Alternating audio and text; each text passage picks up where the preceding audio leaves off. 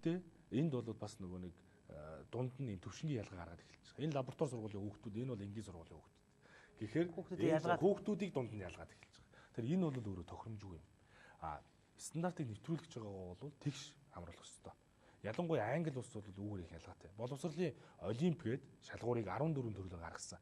Энэ юу гэхээр за IQ-гаараа, математикийн төвшнгөөр, шинжлэх ухааны төвшнгөөр 14 одоо үзүүлэлтээр гаргаж өгөөд тэгээд 14 үзүүлэлтийн нэг ч одоо үзүүлэлтээр Англи улс төрүүлээгүй байхгүй. Боловсролын олимпиад гэж. Тэгэд хятад 3-т нь төрүүлж байгаа. Япон одоо 4-т нь төрүүлж байгаа. Тэгсэн мөртлөө боловсролын олимпиад ялагчаар дэлхийд дахинд Англи улсыг зарласан. Яагаад вэ гэсэн чинь ерөөсөө тэгш хамруулж ирсэн байна. IQ төвшнгөөр, математикийн төвшнгөөр, шинжлэх ухааны төвшнгөөр ч дандаа одоо 3 4 дугаар байрыг эзлээд ингэ явж ирсэн. Нэгэсэндээ Англи улсын гол онцлог бол ерөөсөө хүүхдүүдийг тэгш хүмүүжүүлэх. Бид сод ухаанд нэг төрүүлэх гээгүй байхгүй. Анги танхимд байгаа 40 хүүхэд төчүүлээ бидний олгож байгаа мэдлэгийг тэгш эзэмших хэрэгтэй. Энэ бол сургалтын чанар үнэтэй л холбоотойгоор яригдана гэдэг зүйлийг хараад байна. Тэгэхээр цаашдаа бүх оронд байдгийн адил зах зээлийн өрсөлдөөн шударга байгаа учраас оюутнууд сургуулаа сонгохдоо би нэг ер нь Британий боловсролыг эзэмших ёстой байна. Эсвэл би нэг Америкийн чиглэлээр суралцах ёстой байна. Эсвэл би нэг Япон суурьтай болмоор байна гэх юм бол хүмүүс тэрийг өөрөө сонгоно. Нэгс ийм жишгээр явж байгаа байхгүй. Тэгэхээр дэлхийн одоо орнууд ч гэсэн манай хүмүүс одоо ярьдаг шүү дээ. Би дээд сургуульд хүүхдээ явуулах гэж байна. Би нэг хятадын боловсрол эзэмшүүлэх гэж байна гэдэг хятад явуулдаг. Эсвэл хятад мөртлөө хятад суурьтай мөртлөө орчин үеийн дүүцүүлсэн сургалтыг Хонконг явуулж байгаа гэдэг юм. Хонконг руу хүүхдээ явуулдаг байдлаар ингээ хараад байхад бол энэ бол ерөөсөө дэлхийн улс орнууд бол ер нь бол нэгсэндөө нэг Англи саксоны одоо эргцүүн бүлэлтэй адилхан Англи саксоны нэг улбаатай нэг боловсролын систем бол дэлхийд одоо бас ноёлж байгаа байхгүй. Америк бол яг ерөнхийдөө нөгөө хит их бизнес тал руугаа шингэсэн учраас магадлалын төвшил байгууллагууд нь ч гэсэн маш олон хувийн байгууллагууд гараад ирсэн. Тэгэхээр тэнд бол одоо ерөөсөө зах зээлийн хуулиараа шийдэгдээл явж идэг. За тэгэхээр боловсролын өвдөд тогтолцооны одоо зөв бурууг би зөвхөн боловсрол хүчний чадамжаар л дүгндэг байх гэж бодож байгаа. За яадаг одоо дэлхийд энэ Харвард гэдэг сургуулийг төгссөн гэл манай улс төрчид одоо ингээл гайхуулаад явдаг. За Харвардаас одоо төгссөн дэлхийн нэр хүндтэй улс төрчид гэдэг юм уу удирдагчид бол олон байдаг. За Эрдэмтэн Нобелийн шагналтууд олон байдаг учраас Харвард дэлхийд бол тэргүүлэх зэргийн боловсролтой сургууль харагдаг. Харин манад эсвэргээрээ одоо ихтэй сургууль төгсөд төгсөж байгаа боловсон хүч нь ажилгүй, чадваргүй гарч ирээд байна гэдэг нэг юм гомдол байгаа шүү дээ эцэг эхчүүдэд. Яг л Оросын тогтолцоогоор төгссөн хүмүүс бол ямар ч их орныхоо түүхийг мэддэг. Орос хэлээр бол ус цас шиг ярьдаг. Тийм ээ? Тэгээ мэрэгжлийнхаа дагуу бол мэдлэгтэй дадлагдсан мэрэгжлээр бол сайн ажилдаг.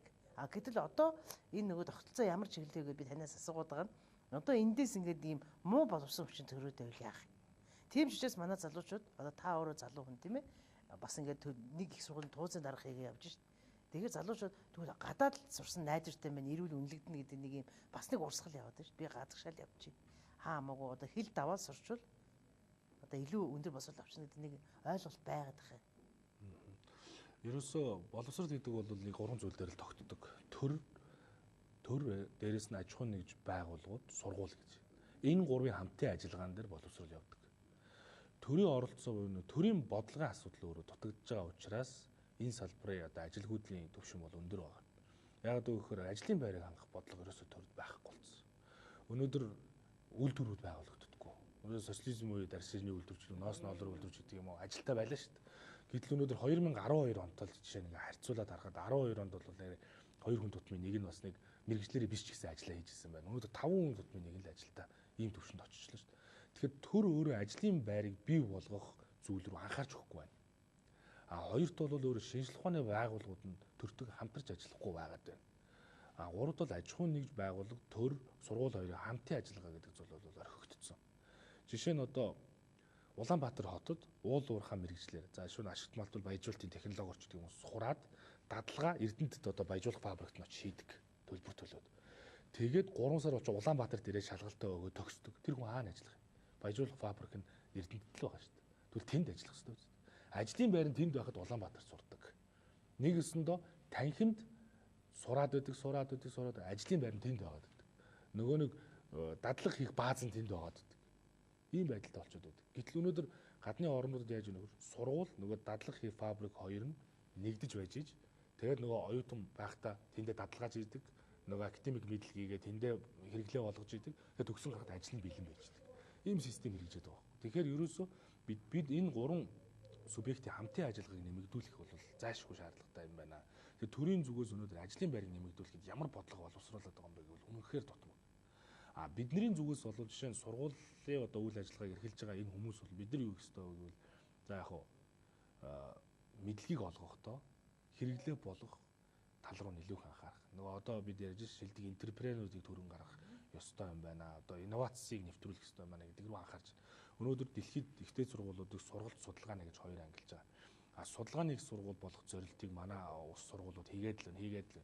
Гэтэл судалгааны их сургууль болохын хамгийн том аюул нь юу гэдэг юм бэ гэхээр судалгааны их сургууль болсноороо бол нөгөө нэг топ төвшингийн хүмүүс ингээ хоёр зааг гарчдаг. Нөгөө судалгаанд нь оролцож чадахгүй хэсэг бүлэг нь орхигдчихдаг. Тэгээд судалгаа хийж чадаад явж байгаа нөхдүүд нь дээр очиждаг. Нэгсэндээ тэгш боломжийг оюутнуудад олгож чаддаг байхгүй. Манад өөр ямар ойлголт вэ гэхээр ихтэй сургууль төгсөхгүй бол хүн мэрэгчлэрээ байдгүй ямар ч ажил хийхгүй болчихлоо шүү дээ. Нэгсэнд одоо баг одоо ресторан зөөгчөр хүртэл дэд боловсролтой авъя гэдэг юм аниугаа гарчлаа. Тэгэхээр ийм дундаж байдлыг нь орхигчхороо судалгааны их сургуулийн яг өнөөдрийн төвшөнд бол энэ зорилго руу явах нь зөв. Гэхдээ сургалтын их сургуулийг бид нэр сайн одоо бий болгох ёстой. Нэгсэндээ сургалтанд шууд өрөөгөж өгч идэг. Олж авж байгаа мэдлэг баялаг болж идэг. Олж авж байгаа мэдлэгээрээ одоо нөө зах зээл дээр эзэн бүтээгдэхүүн болгоо гаргаад тэрүүгээр хүн сайхан амьдарч идэг. Нийгмийг бид нэр хүсэж байна буюу одоо магистрийн зэргийг зөвхөн одоо нөө эрдмийн цол зэрэг хамгаалах гэж байгаа эсвэл тэр салбартаа одоо шинжлэх ухааны ололт амжилт гаргах гэж байгаа хүмүүс нь магистрт сурдаг байхгүй гадаадын орнууд. Гэтэл манад бол магистр бол заавал авах хэрэгтэй гэж ойлгоод байдаг. Гэтэл манад салбарт бол бас шинжил хийгдсэн сая юу вэ гэхээр заавал дипломын ажил хийж судалгаа хийхгүйгээр магистрт кредит оноогоо цуглуулад тэгээд шалгалтаа өгөх төгсдөг ийм систем рүү шилжиж байгаа. Нэгсэндээ олж байгаа мэдлэгийг шууд хэрэглээ болгоход нь анхаарах буюу бидний ер нь мэдлэг гэдэг чинь юу гэхээр зэгцтэй мэдээлэл. Тэгээ мэдлэг гэдэг чинь юу гэхээр хэрэглээ болох хэрэгтэй. Тэгжиж чадвар үүсдэг. Яг үүнтэй адилхан ерөөсөө юу гэхээр бидний өгж байгаа мэдээлэл хэрэглээ болох мэдээлэл байх хэрэгтэй. Хэрэглээ болохгүй зүйлийг ярих өнөөдөр шаардлага байхгүй. Нэгсэндээ багш нар 20 жил лекц уншиж идэг, 20 жилийн өмнөх лекц өнөөдөр ярьсаар л байж идэг байхгүй. Ингээд эхлэхээр ерөөсөө болохгүй байна. Тийм учраас бид нөгөө нэг манай их зэг сургууль дээр гихтэл бол одоо бид нар яг хэрэглээ болох мэдээллийг л өгсөв. Хэрэггүй мэдээлэл байхгүй. Тэгэхээр би таныг бас нэг усын хурлах Монгол Ардын намын бүлгийн зөвлөх гэдгээр бас студид урьсан л да. Яг бол одоо би боловсролын салбарын хөгжлийг яриад байгаа. Олон одоо улсын том хөгжлөөс зөв нэг том салбарын хөгжлийг л яриа гээд. Тэгэхээр та сайн хэллээ шүү дээ энэ салбарт одоо төрийн бодлого туцагж байна. За барилгын салбарыг одоо үн тогтоожуулах хөтөлбөрөөр дэмждэг ч гэдэм үү. Тэ? Одоо ингээд салбарт ингээд дэмжлэг ингээд төрөөс явдаг. Тэгэхээр энэ боловсролын салбарын дэмжлэгийг одоо та яаж харддаг? Энэ оюутнуудад ингээд 70 мянга тараах нь энэ салбарын дэмжлэг юм уу? Гадаад сурж байгаа нөгөө Харвард ч юм уу дэлхийн 100 сургуулийг одоо сонгоод сурцсан хүмүүс засаг тэтгэлэг өгнө гэдэг энэ дэмжлэг юу? Ер нь энэ салбарын дэмжлэгийг ер нь яаж харддаг юм бэ? Яг топ 100 сургуулийн одоо жишээ нь энэ дээр бол нэг юм байна. Топ 100 сургуулийг хаанаас хэрхэн шалгаруулж байгаа гэдэг нь бас их онцлогтой. Яг бол энэ чинь цаана бизнес байж байгаа. Магадлал төвс байгуулагч бизнес топ 100 сургуулийг шалгаруулж байгаа газарч бизнес өнөөдөр Financial Times гэдэг сэтгүүл судалгаа гаргаад тавьж байгаа юм ч бас тэр чинь цаана бас ашиг сонирхол байна шүү дээ. Тэгэхээр аль чиглэлийг нь дагах вэ гэдэг нь сон. Топ 100 сургуулийн жагсаалт бол зарим орон топ 100 сургууль биш. Зарим хөлөөж Forbes сэтгүүл өнөөдөр дэлхийн топ 100 сургуулийг өөрөөр нь нэрлэнэ. Энэ бол Garden сэтгүүл бас нэг өөрөөр нэрлэнэ. Тэ? Тэр энэ одоо үзүүлэлтүүдийн алийг нь авч хэрэгжилж байгаа гэдэг нь их онцлогтой болохоос энэ бол топ 6 сургууль юм аа гэдэг ранкийг нь тодорхойлоод бүгд зөвшөөрж байгаа юм ерөөсөө байхгүй. Тэр энийг нь бид нар бол бас ойлгож энэ топ 100 сургуулийн жагсаалтыг ч гэсэн гаргахтаа бол анхаарах хэрэгтэй. Зарим сургуулиуд энд бол ороогүй байдаг бол алдаанууд бол бий. Тэгээ бид нар хаашаагаа хандж байгаа гэдэг. Тэгээд дээрэс нь бол яг хуу жишээ нь оюутны 70 мянган төгрөг өгнө гэдээ одоо ярьдаг асуудал бол яг энэ бол буруу зүйл бол биш.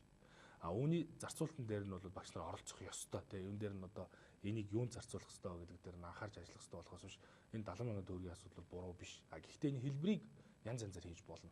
Өнөөдөр оюутны сургалтын төлбөрийг бид нар эргээ төлөвлөх нөхцөлтөө зээлийн хэлбэрээр шийдэж болно.